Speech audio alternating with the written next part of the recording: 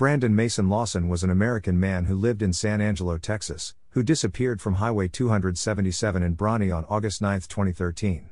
On August 8, 2013, Brandon Lawson arrived at his home in San Angelo, Texas, where he lived with his girlfriend of 10 years, Ladessa Lofton. Between approximately 10:45 and 11 p.m., Lawson and Lofton argued. Lawson had not returned home the night before, and Lofton believed that Lawson was on drugs at that time. At the time, Lawson had had ongoing issues with substance abuse, but had been clean for about 6 months.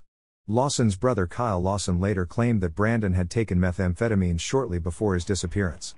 Around 11:30 p.m., Brandon Lawson called his father in Crowley, Texas, about a 3-hour drive from San Angelo, and told him he was coming to his house. At 11:54 p.m., Lawson left his house to go to his father's house, driving his silver Ford F-150. At about 12:30 a.m. on August 9, Lawson called Kyle and told him he had run out of gas and was pulled over on U.S. Route 277 between San Angelo and Bronte, Texas. Kyle claimed that during the call, Lawson told him that 3 people are chasing me out of town, and later clarified it was the Mexicans in the neighborhood. Kyle asked if he was hallucinating, which Lawson denied.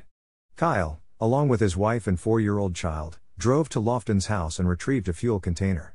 Kyle said they continued to make calls to each other, but Lawson wouldn't hold a conversation with him, usually ending the call after a few sentences. At 12:50 a.m., Lawson called 911, which rang at a local nursing home in Robert Lee, Texas, and he told the responder that he had run out of gas and that he needed the police. During the call, Lawson made several confused or incoherent statements, including, "Yes, I'm in the middle of a field, inaudible, pulled some guys over, right here going toward Abilene, on both sides, and my truck ran out of gas. There's one car here. The guy's chasing me to the woods. Please hurry." Several minutes later, at 12:56 a.m., a trucker called 911 to report Lawson's truck, which was parked in a hazardous manner on the road.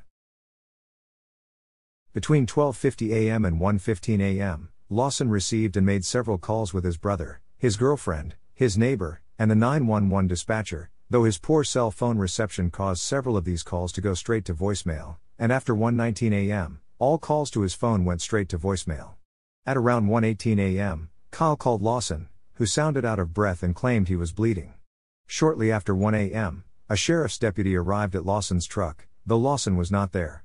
Kyle arrived at the truck around 1:10 a.m. At the time, he was on the phone with Lawson, who told him, "I can see you, I'm right here," but neither the deputy nor Kyle could see him. At the time of the disappearance, Lawson had an active arrest warrant on him, and Kyle thought that he may have been hiding from the deputy. After talking to the officer, Kyle drove a short distance up the road and parked the car to wait for Lawson to appear, though after about 30 to 45 minutes, he left.